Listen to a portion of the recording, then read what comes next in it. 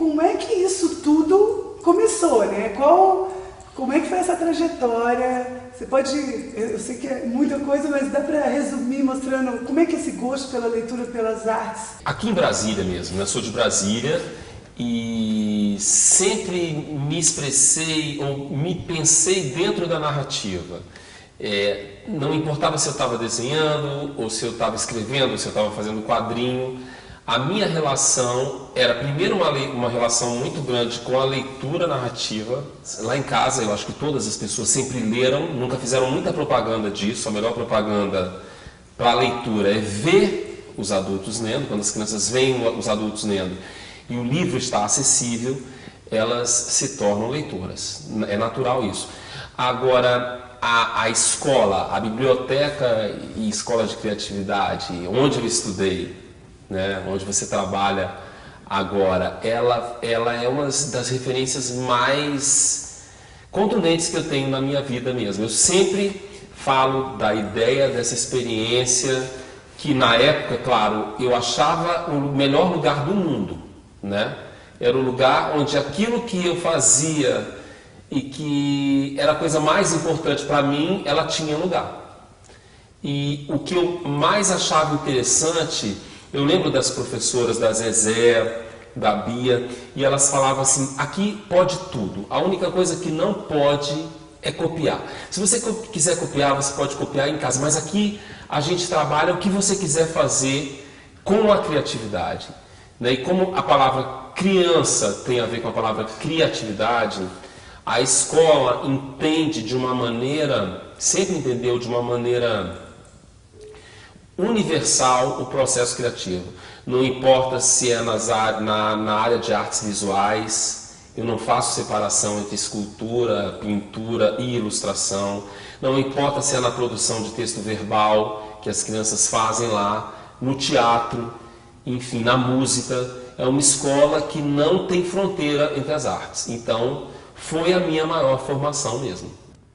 Você acha que a aprendizagem e a criatividade têm essa relação? Elas são realmente próximas? Elas se assemelham? Os processos se assemelham ou não? Foi aprendizagem, é um processo de educação.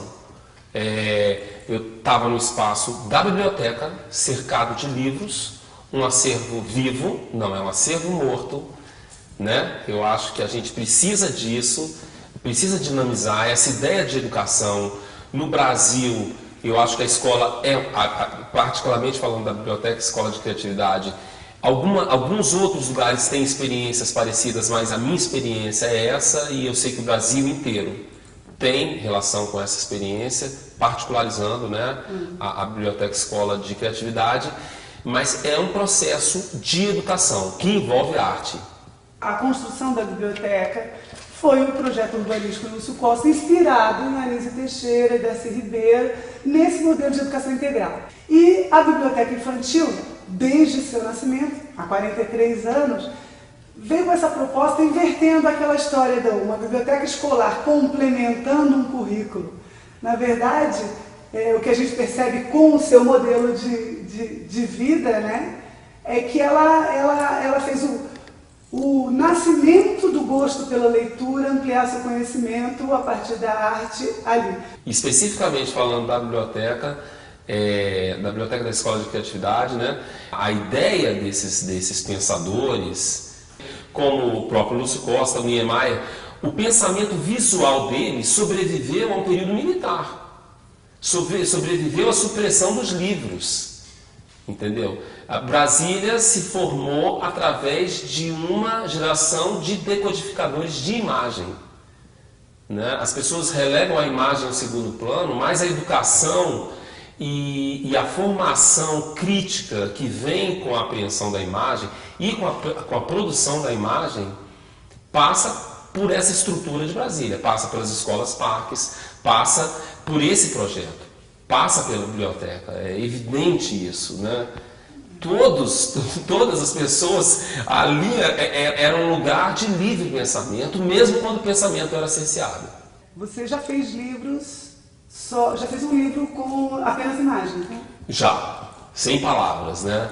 Já fiz alguns livros sem palavras, só com imagens. Mas é engraçado, assim, eu, na verdade, acho isso tão natural, porque a imagem, ela é narrativa, né? A imagem, ela, mesmo quando ela é, entre aspas, abstrata, ela é narrativa. Você vê um azul do Yves Klein, é uma tela em azul, de repente. Aquele azul te remete a uma coisa, a um sentimento. Daqui a pouco as narrativas, elas começam pela associação, elas começam a tomar outra dimensão, uma dimensão narrativa, desconexa, ampla, que é o pensamento do artista, que é o pensamento do filósofo. Então, a escola compreendia isso. Eu lembro de um professor pegar a gente, levar para fora do espaço e a gente ia desenhar os sons que a gente estava ouvindo. Caramba, isso é absurdamente experimental e sensacional. Essa experiência abriu canais na minha cabeça naquele dia que nunca mais fechou. Entendeu? Então, através desse tipo de acesso da educação, essa educação ampla, que não conhece fronteiras entre a arte e a filosofia e as artes, a experiência da escola é um acervo imaterial de Brasília. Os seus textos, os seus livros iniciam pelas imagens? Talvez por causa da escola eu tenha uma dificuldade muito boa, que eu acho, de fazer diferença entre imagem e palavra. Vou a universidades ou cursos, faculdades de design, faculdades de artes plásticas, faculdades de literatura, para falar do livro, que é um objeto amplo, sem limites entre fronteiras. Ele é um gênero híbrido, o livro, e ele é um objeto. Esse objeto, ele é imagem e texto, e ele sempre foi. Se ele não tiver nenhum desenho, se ele não tiver nenhuma ilustração, ainda assim ele é do campo da imagem, porque a letra é uma imagem. E essa imagem faz a diferença no texto que você lê. Ser um ilustrador tem a ver com esse movimento que você teve com a leitura? Eu lembro, por exemplo, de chegar para as professoras e falar: eu quero fazer uma peça. Claro! Então a gente escrevia o roteiro, a gente dirigia os atores que eram meninos, era o elenco, era de lá, e elas viabilizavam o teatro, era no galpãozinho, a gente se apresentou no galpãozinho, todo mundo foi assistir as coisas. O trabalho da criança é levado muito a sério lá na biblioteca escola, e isso é fundamental, porque a criança, ela não é uma coisinha qualquer que não está pronta, como se pensava há algum tempo atrás, como muita gente ainda pensa. A criança tem um pensamento que influenciou os movimentos filosóficos, a poesia, a arte, milhões de exemplos para atestar isso. Não vou falar de todos, que são inúmeros. Passa por Picasso, por Einstein, só para dizer algumas das mentes mais geniais do século XX. Né? O próprio pensamento do caos parte de um raciocínio infantil. Então as pessoas têm que levar as crianças em consideração como uma pessoa pronta em si. Então esse respeito à criança, entendeu?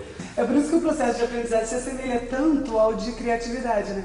Porque você resgata o que você tem de conhecimento, você procura informações e você vivencia outras, e essas juntas são insights, ou são um momento de aprendizagem. Essa pessoa, essa criança, ela aprende qualquer coisa a partir daí, quer dizer, ela está aprendendo a aprender. Isso é uma coisa muito interessante, porque você tem um leitor, um estudante, uma pessoa que está aprendendo, mas que é um leitor daquilo, que questiona aquilo, né? Muito. E é por isso que eu digo, é uma loucura, porque isso atravessou um regime autoritário, né? E ali estava lá, eram todos livres pensadores mesmo.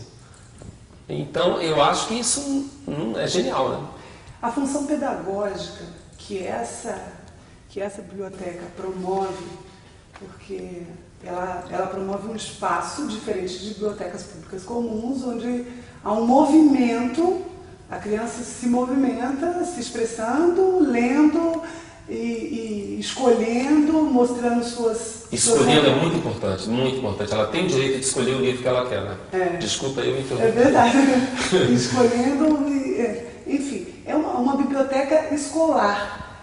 Ela faz uma diferença nisso que formou você como ilustrador, escultor, dramaturgo. Não era uma frequência uma biblioteca, né? Era uma frequência, um espaço que você podia trabalhar todos esses aspectos. Essa grande experiência, esse grande diferencial da biblioteca lá é entender que esses diversos níveis de leitura, a leitura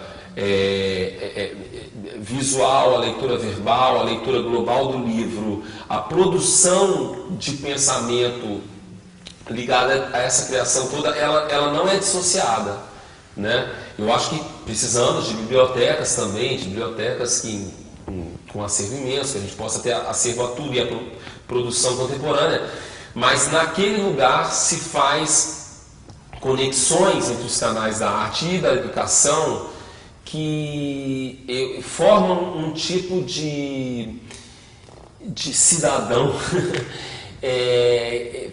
Elas são, ao meu ver, um direito que as pessoas no Brasil todas poderiam ter, né? Assim, porque é a ideia dessa leitura tridimensional, ampla, e da conversa dessa leitura com os outros meios de aprendizagem, né?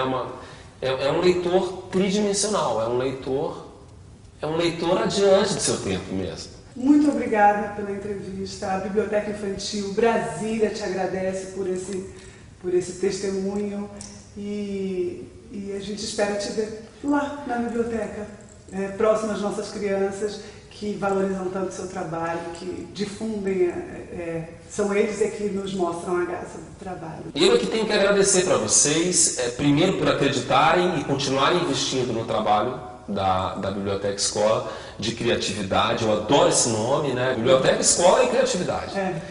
E que investem na leitura e que investiram em mim, porque eu lembro disso, de falar assim, vamos fazer uma peça e estávamos lá. Foi um trabalho que respeitava todos os participantes e estava lá, ele se materializava, entendeu? Isso dá também, eu acho que para o artista a possibilidade de ver que as coisas elas podem se concretizar, né? Assim, o pensamento pode se materializar, se espacializar. Então, sempre que vocês quiserem, com o maior prazer. Muito obrigada. Ela é ótima, né? Eu fiz um roteiro que Eu falei que eu não sabia. Fiz um roteiro.